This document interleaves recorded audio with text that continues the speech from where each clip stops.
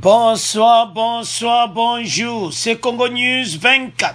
Chers téléspectateurs, comme toujours avant de commencer notre émission, nous disons merci à Dieu, nous disons merci à nos chers abonnés et téléspectateurs qui nous suivent partout dans le monde entier et en RDC.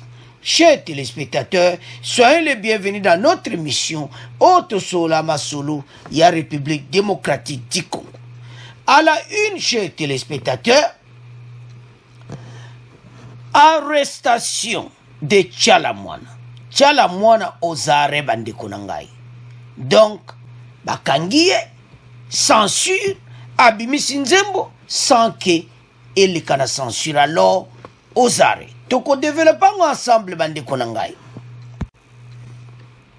Encore un autre point où est indi à l'Assemblée nationale. Le bureau Mabunda visé par une plainte au Conseil d'État et une pétition à l'Assemblée nationale.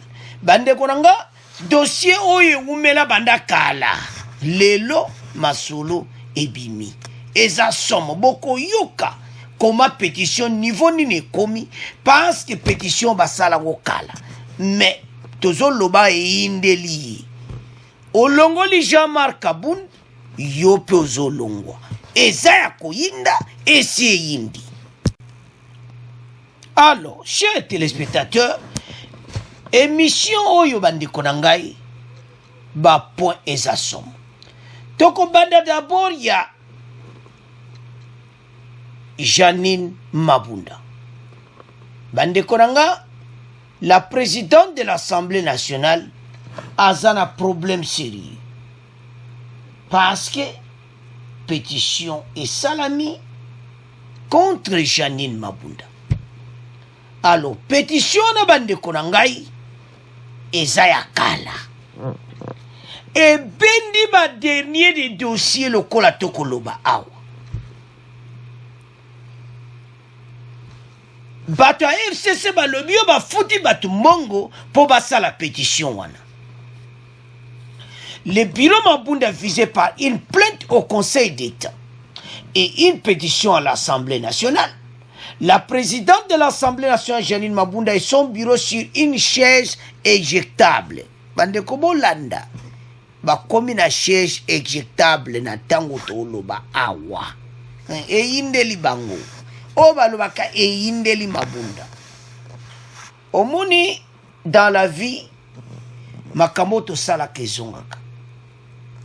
Il y a mon état longola Jean-Marc Kaboun, mais de côté, bandeko, mon zindo dossier tamboko yo kaba message. Bon, non.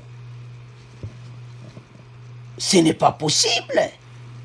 A koki ko diriger l'Assemblée nationale, te. Makamwe salingana passe kuda ko 4 émissions, de le boyo ko le medi. Et l'on y a za osala kuna. Les députés balobi kuna masolo monsieur ezalakati. Kako autorité morale a pesakai. Kuna ba traitage ba dossier à peuple. Kuna ba traiter ka ba dossier na mon pour makamu na bango donc makamu est très important pour le développement pays ba traiter kati. Bandeko plainte et bandakala. Après une plainte introduite contre elle au Conseil d'État par le député national Fabrice Puela, une pétition pour la décision du bureau de la Chambre basse du Parlement a déjà réuni plus de 200 signatures. Donc, accueilli. Et c'est là. Ah, Mokili, Olongoli Jean-Marc Kaboun. Ils ont tout sous Simba Bangota. Ou le que Jean-Marc Kabunda quitté. Bande bogoyo ka FCC bazole la bazo ganga. Pe perdi bazo tangana ba monton ba pesi bala. Eza ko yinda l'émission bande konangai. Ah, les signataires de cette pétition accusent notamment le bureau Mabunda de n'avoir pas présenté dans les délais requis les rapports financiers de l'Assemblée nationale. Chers téléspectateurs, ma solo et bimiawa et ça somme. Mais avant de kendi, na muzinda makambo, to yoka na introduction, bon to continue mission na biso. L'Assemblée nationale, Janine Mabunda et son bureau sur une chaise éjectable, outre une plainte introduite contre elle au Conseil d'État pour violation de l'article 139 du règlement intérieur, une pétition pour la destitution du bureau de la Chambre basse du Parlement a déjà réuni plus de 200 signatures. Le député Fabrice Puela, initiateur de cette action, soutenu par ses collègues de l'opposition ainsi que ceux du Cap pour le changement, se dit déterminé à faire tomber le bureau de l'Assemblée nationale qui, selon lui, ne respecte pas les lois qui régissent cette institution. Le président du groupe parlementaire PPRD allié parle de corruption pour faire aboutir cette pétition de destitution du bureau de l'Assemblée nationale. Récit ici de Michel Kifindangoy. À en croire l'auteur de la plainte devant le Conseil d'État, la lutte pour la démission ou la destitution de Janine Mabunda et son bureau a commencé depuis juillet dernier, avant même que l'actuelle crise ne commence. Fabrice Puela. Depuis le mois de juillet, début juillet, nous avons écrit au bureau de l'Assemblée nationale, nous l'avons mis en demeure de démissionner en vertu de l'article 139 alinéa 6 que malheureusement, le bureau ne nous a pas rencontrés. Nous nous en remettons au Conseil d'État. Didi Manara, président du groupe parlementaire PPRD et alliés, dénonce la déstabilisation de l'institution Parlement par des pratiques de corruption. Certains inciviques proposaient aux honorables députés un montant de 7 000 $ américains en échange d'une signature pour la destitution du bureau de notre Chambre.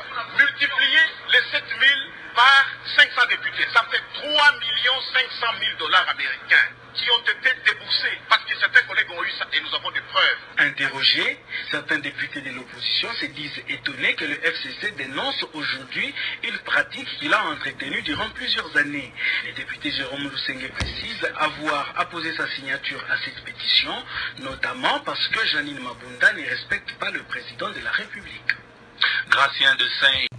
Alors, chers téléspectateurs, nous avons suivi. Wanezaka introduction, ça chauffe d'émission.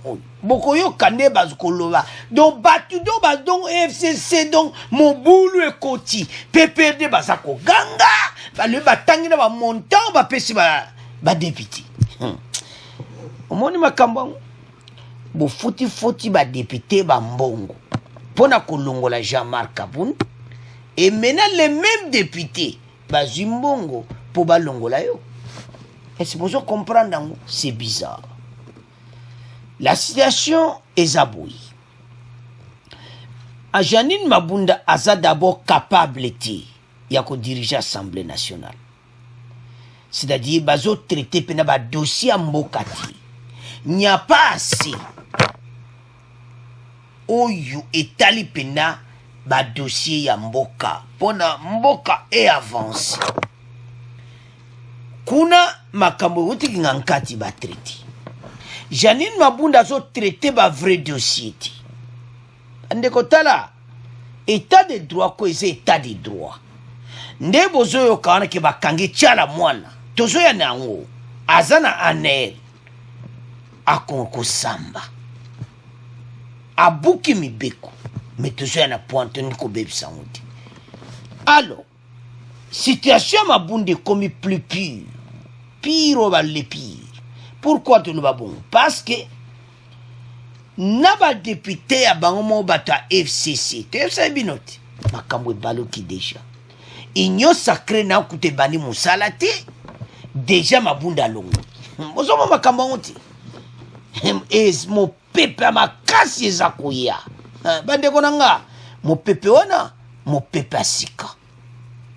Mo pepe wana oye wuti na igno sacré. Ils ont quitté quoi mon limo peno kaka donc ils ont quitté donc mon pépin soko jango osana problème botala ka bino moko inyo sacré nako babani masolote babani ko koya bango moko ba beto e bani ko nyata batu to comprendre te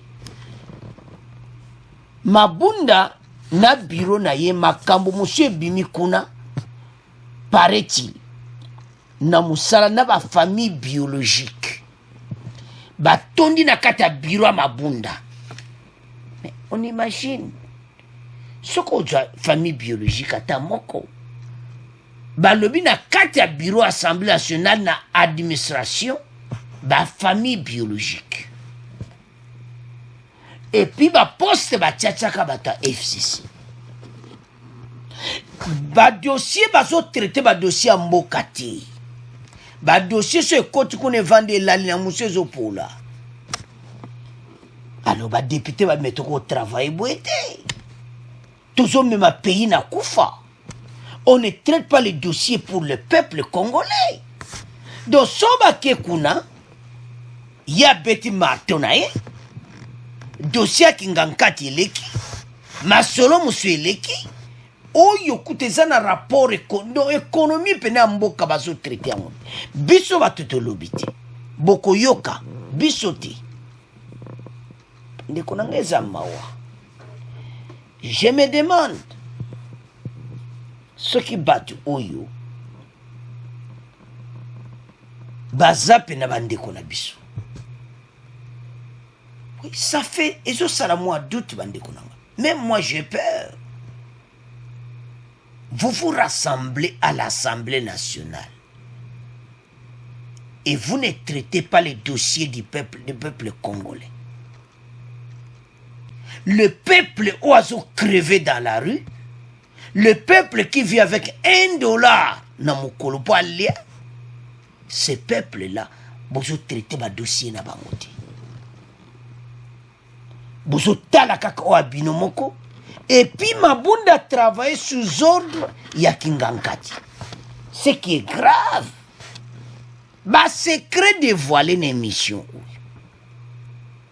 Nazoye bate tozo kende wapi, pe tozo zonga nzela nini. Bato a FCC, ba bali wana mitu échauffé bango.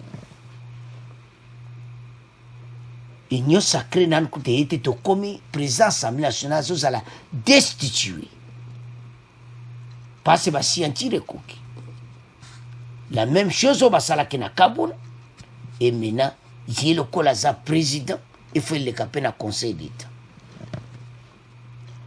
Ndeko oyo Fabrice Puela o a initié kiangwa a expliqué abi pourquoi panique ya makasi na ni côté à FCC.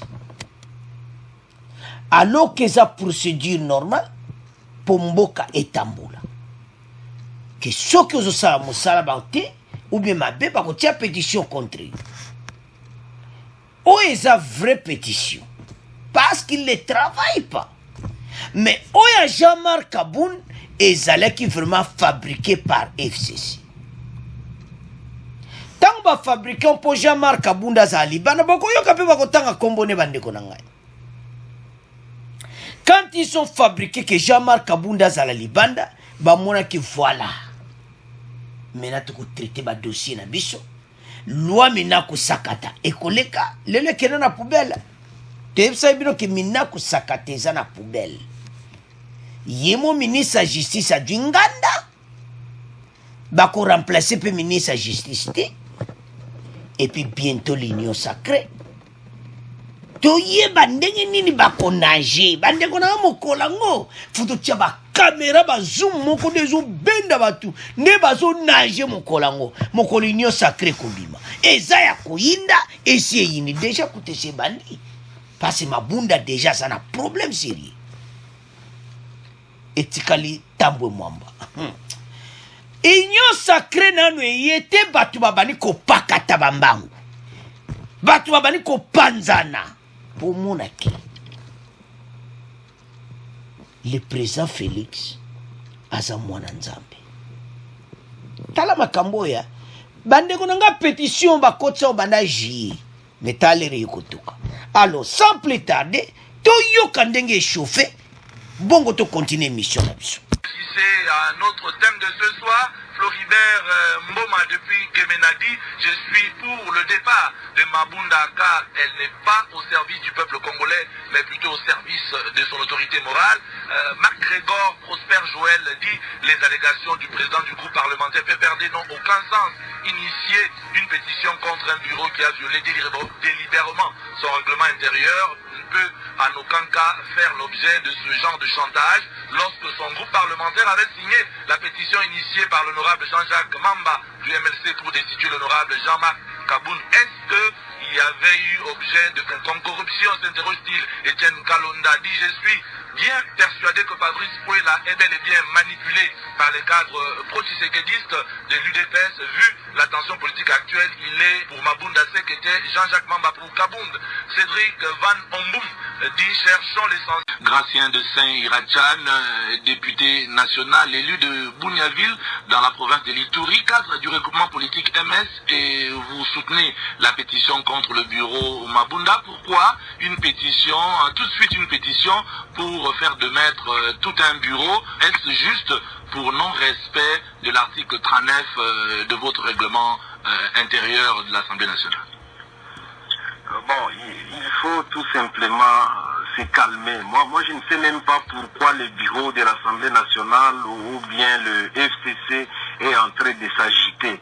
Donc, les collègues du FCC devraient tout simplement se calmer parce que nous sommes face à un processus, à une procédure réglementaire du parlementaire. Donc, nous savons qu'il est dit dans l'article 31 de notre règlement qu'on peut signer une pétition. C'est une démarche légale où on peut initier donc des signatures, et si les collègues adhèrent, s'il s'agit de la présidente, on voit les écarts, donc au moins 125 députés signent, et si c'est un membre du bureau autre que la présidente, à ce moment-là, il faut 50 signatures. Donc c'est une démarche légale, et on ne peut pas mettre collectivement les membres du bureau ensemble pour les déchoir, mais on s'assied cas par cas, et c'est ce qui est en train de se passer, on va s'assurer cas par cas, et c'est comme ça on est en train de réunir des signatures. Qu'est-ce que nous reprochons au bureau? En fait, ce n'est pas la première fois qu'on a voulu initier cette pétition.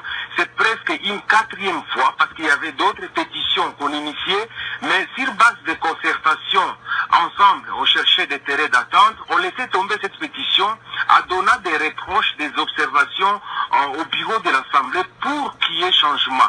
Personnellement, moi j'ai toujours contacté la présidente pour lui dire telle chose ne marche pas, telle chose ne marche pas. Et ce n'est même pas moi seul.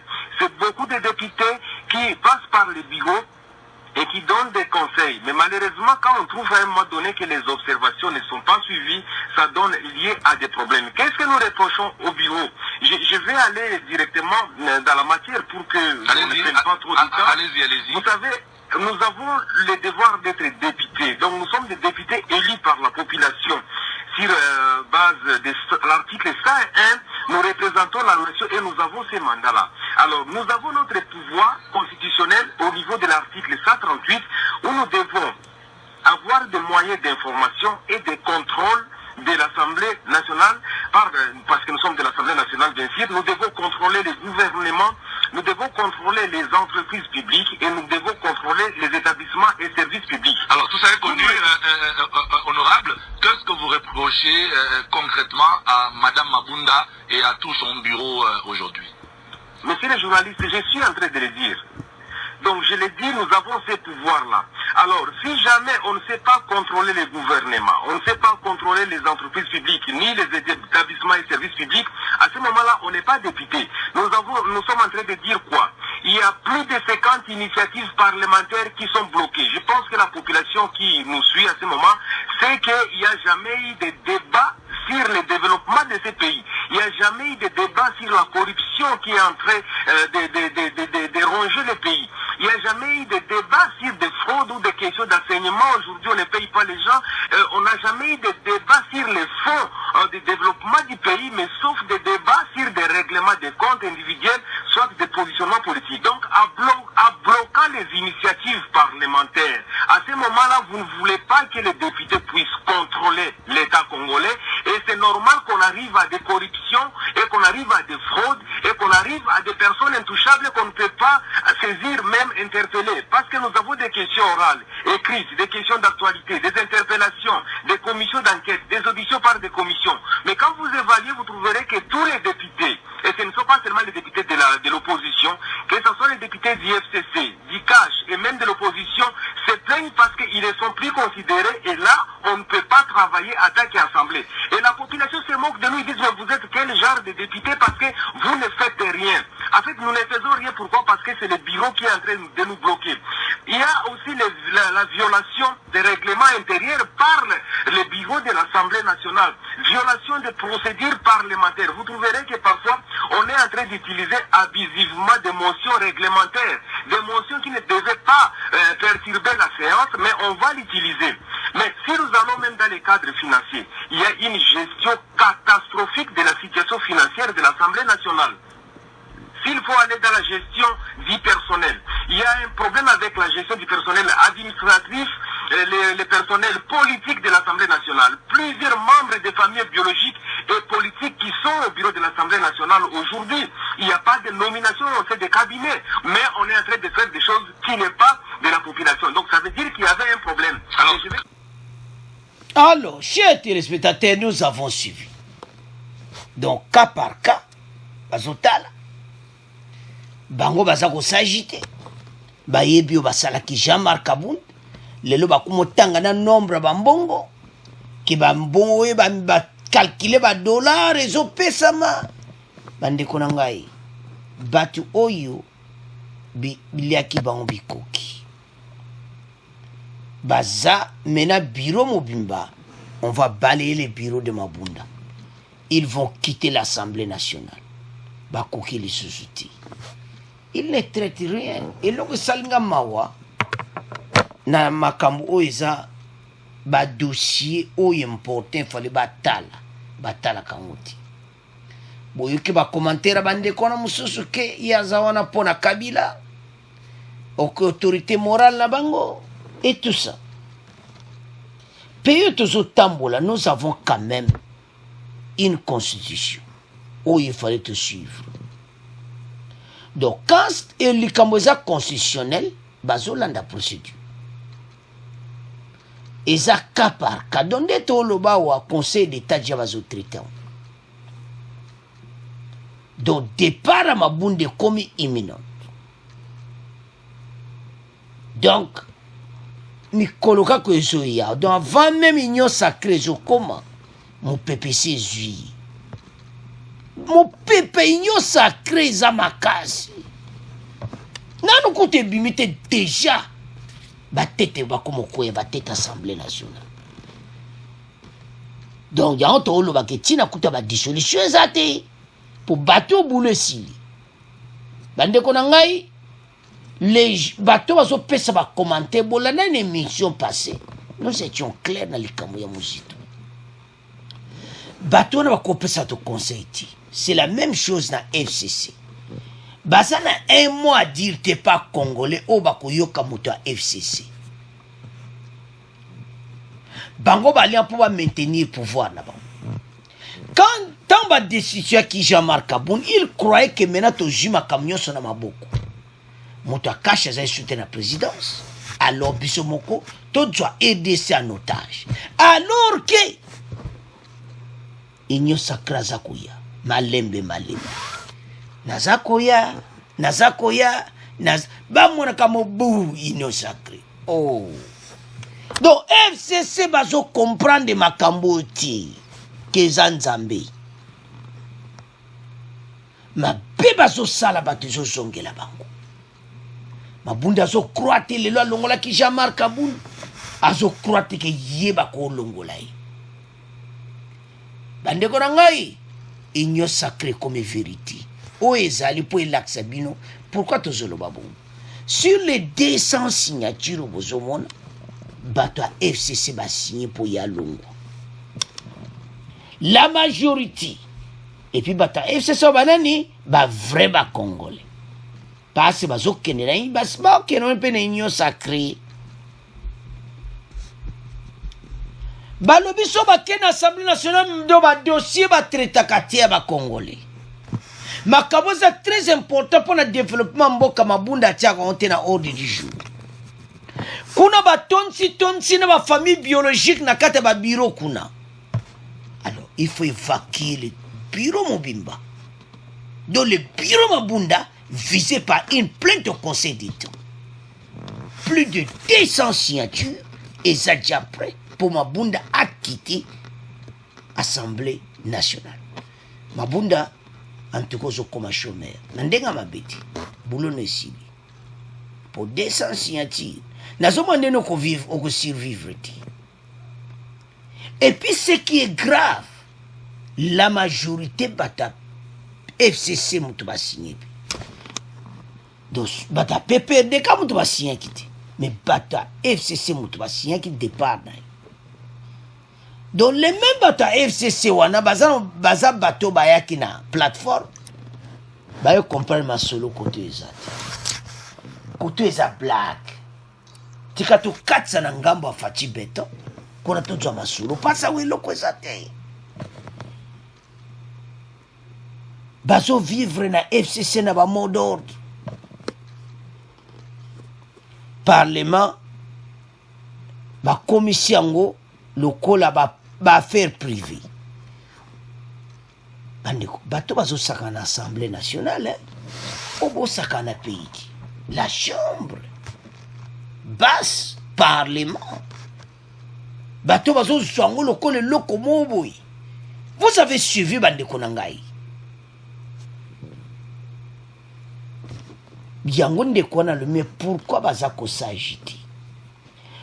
Pourquoi papa question tu les as bien mais baza ko s'agiter pour bayebi c'est qui s'accuse baye mabe tu base basali makambo nyonso eza téléguidé à l'Assemblée nationale mabunda dossier ne bayebi c'est que sala bosala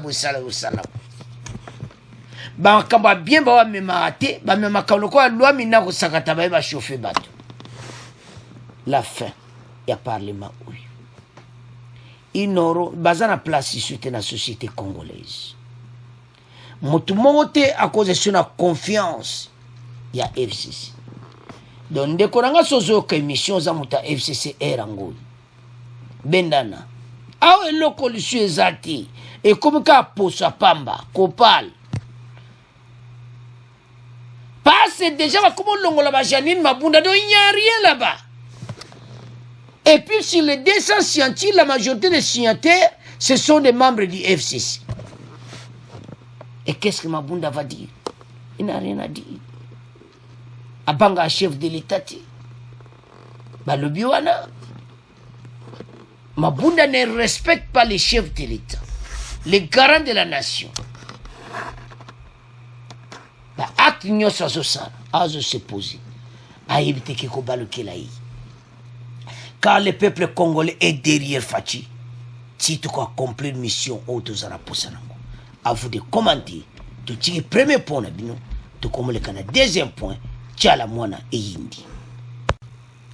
Alors chers téléspectateurs, point oyo ya tiala mwana ozare à l'ANR Kinshasa donc azana maboko ya inzoni Isaac de bomone wana donc bakangi mama oyo pourquoi c'est confirmé par les sources des services de sécurité. La célèbre chanteuse Tchalamwana est aux arrêts au niveau de la micro de l'Agence nationale de renseignement ANR. Boko yoka extrait pour un bakangi passe ba message tambola kandenge moko ler monso na yokina mao. Son arrestation intervient après la polémique soulevée autour de sa chanson Ingratitude qui a enflammé la toile. Atsala kinzembo na yi boyebi kakakiti Tchala mwana aza moko ya batwa bo comprendre ba côté wana ya ba FCC PPRD donc batu wana baza batu na bango batu na ye bobimisi mpe mbongo bosala nzembo poto eto omona niveau ya batu ya FCC ndenge bazali na ndenge mabeti bokoyoka explication nango na bato bazala ni bakopesa explication pourquoi elle a été arrêtée bokolanda ngo. La dame a sali chanson. Il y a des normes à suivre à RDC. Vous vous souvenez Kofi Nzemone bakangaka ngo na censure. Malobezai kitokoti. Alors, Kofi akendeki ti a changé ki Nzembo wana. Mais Tchala mwana Nzembo ne eleki na censure ti ebimi kaka ndengi wana. Dans les pays où ba normes sont respectées, il faut tout salita. Arrestation na ito tika nanu maloba Nzembo nanu mais d'abord ba manière nini la chanson a été publiée. Donc date ba bimisi yango malobo ezana kati. Il fallait kota na censure. Et kotite yango anera tie maboko. Bande kona anera lelo za kwa anera kalati. Donc ça moi mikolo mukia. Après bako traiter dossier naïe. Parce que outrage au chef de l'État et tout ça attend combat fatiti. Mais ce qui est grave, makambo azolo bazo raconter makambo mwana moko. Fobolanda. Une petite élève comme ça, aza ko expliquer. Mais bato bayebi que pas wapi azoya. C'est pour cela bandeko fobolanda ka makambo bata FCC ba omo walobaka. Que FCC baza ba manipulateur. Il manipule le peuple facilement. Somona bakoya ne loko mo bodo e tie oyo kakadon bino tubo comme ambri distraction. No ba préparer kango pena ke Jwala kota studio beta masolo mais kota on ndenga bondenga parce que juridiquement preuve pénésate fubatika. Pas à tangi combat présent dans Nzemboti.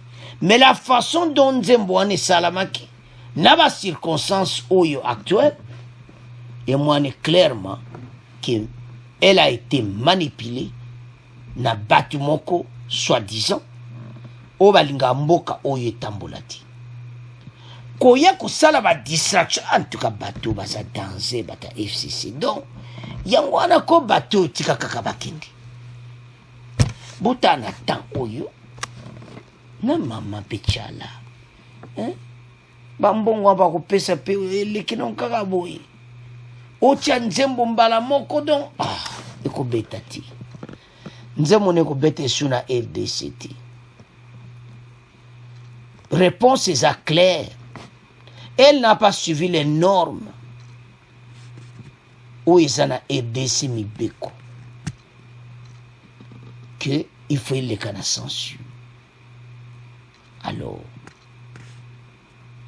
nous avons les cas quittés, côté bimeli yemoko aibi. Alors, tchala mwana osare. Bandeko nangeza mawa. Alors, toyoka explication nango, bon to continuer mission na biso. Mama Chalamona bazwaki ye na bato oyo batalaka makambo ya sécurité ya mboka po bayoki ete Mama Chalamona abimisi Nzembo oyo eleki na commission ya censure te. Pamba te banzembo nyonso avant yango obima elekaka na commission ya censure. Commission ya censure etala soki baloba mabe ezali na Nzembo te okoki kosala bato mitema pasi to ekoki kopebisa réputation ya bato. Apparemment Nzembo wana ebimi na nzela wana yango na comme la situation nazari mokoto eboye date tinakala ba musicien mingi na kotakisa Koffi Olomide azalaka interpellé na ndenge wana ezali mobeko ya mboka na biso ezali kaka mpona Mama Chalamona te eza mpona baartiste nyonso bakosala Nzembo baza na obligation ya kolekisa Nzembo na bango na commission ya censure. Ezali te na likambo ya politique po toyebi ke matata mazali kati na cash na FCC pe aza koloba makambo ya ingratitude na kati toyebi ke soki makambo ya ingratitude wana etali makambo ya cash na soki FCC eloko ezali sur te kaka ndenge makambo yango eyaka na mosala na bango ya miziki bayebi yango bango moko te avant obimisa Nzembo il faut leka na commission ya censure napesi bino ndakisa ya kanya moyembi monene na nkombo ya Koffi Olomide ito azalaka bongo bapenisaka ye kutu azalaka bamoki boloko avant andima te maloba oyo akomaki oyo alembaki koki koyerite bato achangeaki mpe Nzembo na ye na ndenge na maloba yango wana azalaka libere eloko nazala kolobisebino yango wana me ezali mobeko ya mboka na biso bamboka nyonso eza na mibeko nango oyo ya biso elobi ete mpona kobatela vie privé ya bato kobatela dignité ya bato ekopa Nzembo ebima sans ezala autorisé ya kobima yango nisengaka musicien akende abeni koexplike sens ya bamoyo ya tikuna baphrase ekozala ekoblese bato to baboni yango nde ka ezi mama tyala mwana akangamaki mokolo nini mpe akoki kotikama mokolo nini yango eza makambo etali bato ya commission ya censure bango nde bakoyeba soki bakotika ye mokolo nini nde so nakoki koyeba fonctionnement ya étape wana plan judiciaire. Alors, chers téléspectateurs, nous avons suivi. Il fallait les canaux commission en censure. C'est pour ça que Tchala Mwana Aza Ozare. Il faut bien de dernier des problèmes. Même à Tabako Tikae, Menzembo ne ko beta mati. Parce que ezaka pona malobo ezana katiti. Ezaba norme alanda ki anguti. Censure, je pense que c'est un peu cet exemple. Ce qui va salibouiti, moutinyo sa nzembo ne sans qu'il les kana censure ba yoka yango. Et c'est vraiment très important. Malobane zok sabatute, malobane salama bena mouteza vie privée mouteza touché et tout ça. Mais awa na makambo ya inyo sacré makamba tchala mwane comme réalité que inyo sacré pena masole vando bato na côté kuna ba moni pena ki masole sili soki penza eza ndenge wana mena ndenge zo mwana lokola ke mama tchala mwana bato mo baza sima wana pe bayebisa sala masolo nzembo wana na ndenge zo mwana me ba preuve ezati alors akozala libéré me nzembo kobeta mati akosala kuna pas plus de 2 jours akonse bakute na ba motif mosusu po akene makala ou bien tout ça mais na motif oyo ka nzembo oyo donc akoza libéré bientôt mais loko ça grave awa bandiko tozo leçon awa poto yeba bato tozana bango leur façon d'agir donc FCC akokweso kaka mbala moko asilisi yobe nde basalaki efek mokuna awa tout ça mena makambo oyo eza makambo ya likolo makambo etali mboka soki bango bazosala yango je me dis parce que preuve mpenza boye ayembeli président de la république oyo balobi outrage au chef de l'état malobo ya utilisé atangi combat président te mais loko eza grave eza circonstance oyo toza nango nde boyoki wana journaliste atuni esi eza makambo ezoleka FCC cash te question wana eza monene soko eza FCC cash pourquoi kobimisa nzembo ya ndenge wana soko eza FCC cash te pourquoi olekaki na signature na censure te je m'excuse bandeko aza na faute mo grave parce que aleki na censure te lelo ya kolobo voilà nalobi nanga maloba mabe mpo na président te baloba oui toyoki mais pourquoi oleki na censure te sadi likambo mabe eza na kati ya nzembo place bakokangele na bajuge parce eza possible te nzembo ntambo osala répétue ezalaka ta ezo ata molai donc bamontage ya FCC ezocontinue parce que je me demande soki azoloba yango na makambo ya FCC cash te mais pourquoi alekaki na censure te c'est ça que tout le monde demande parce que so alekaki na censure makambo azoli baide te mais lokola aleki te ekomonaki ya quelque chose de flou na kati son arrestation intervient après la polémique soulevée autour de sa chanson Ingratitude qui a enflammé la toile. Boyika ka réseaux sociaux soit du dossier batiaka ngo pilipili na mu nerabi yakawa osakana ba konzi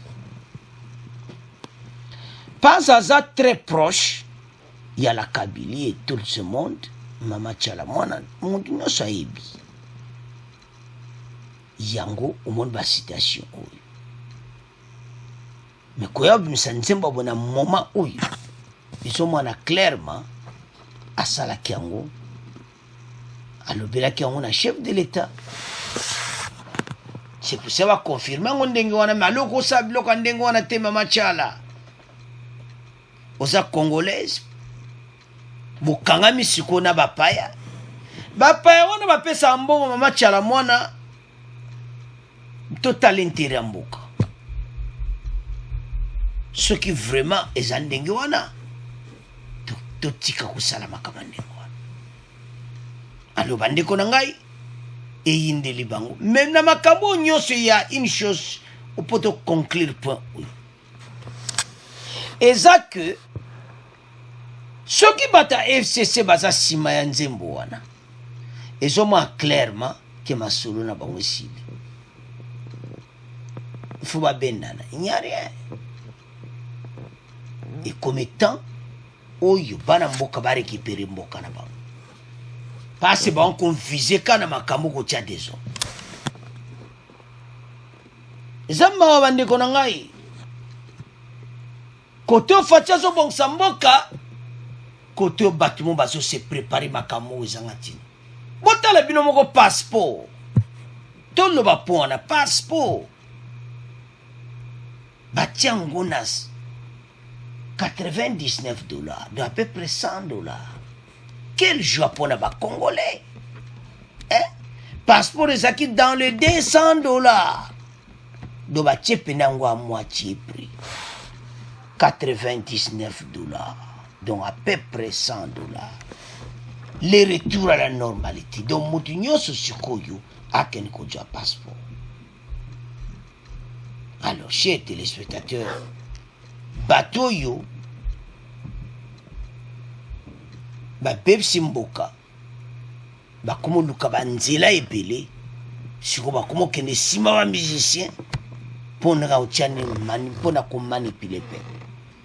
Alors tout tika ngona bino to comme na fin mission bo abonner massivement bo partager. Au revoir, à la prochaine.